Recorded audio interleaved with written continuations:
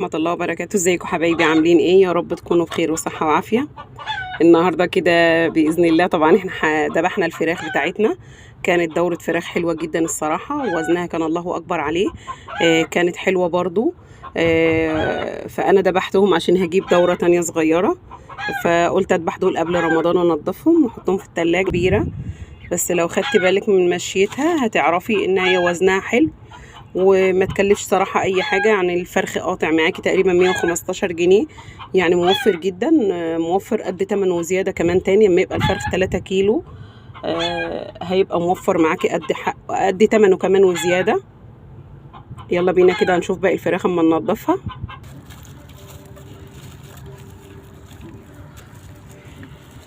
على فكرة أنا كده بعد ما ذبحت الفراخ أنا صمتهم كلهم صراحة فوق السطوح، عشان مش هينفع ان انا انضفهم في الشقة. بس انا هاخدهم كده نص حاجة وبعد كده اكملهم تحت.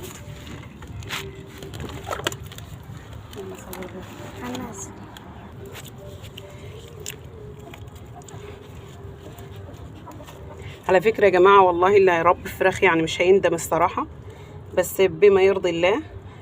انا مرضتش اصورهم، يعني صورتهم مرة او اتنين من ساعة ما جبتهم، لاني قبل كده صراحة جبت 50 فرخ وصورتهم الصراحة. بس يعني الحمد لله هم ماتوا كلهم والله. فيعني كل حاجة دي بإيد ربنا. بس يا جماعة لو لاحظتوا نظافة الفراخ صراحة مش بتاخد وقت معاكي نهائي. كده يا جماعة، اللهم صل على النبي، اللهم صل على النبي. الفراخ قاطعين معانا 10 فراخ قاطعين معانا تقريبا بتاع 50 كيلو، كويسين جدا. على فكرة الطبق كبير لو واخدين بالكم.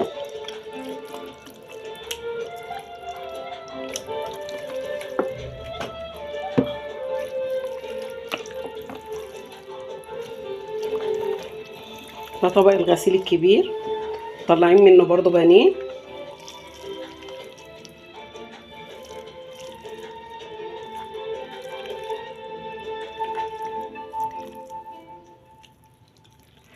مطلعين منه كمان من تحت بتاع كيلو ونص كبده.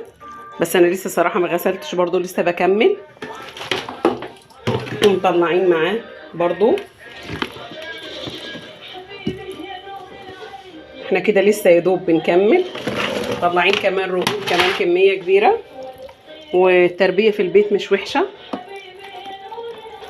وهنشوف مع بعض اما نكيس. وكده حبايبي بعد ما خلصنا الفراخ صراحة هدوا حيلي، بس الحمد لله يعني ما خدوش وقت معايا، لان انا متعودة بنضف الفراخ كتير. يعني الفرخة ما بتاخدش حاجة معايا الحمد لله. بصوا لو خدتوا بالكم احنا قطعنا منها فراخ بالشكل ده.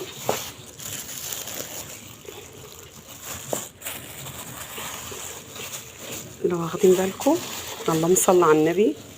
يعني حاجة تفرح مهما نشقيتي على الفراخ، بس يوم ما تذبحيها تحسي انك انت يعني لقيتي تعبك وشقاكي.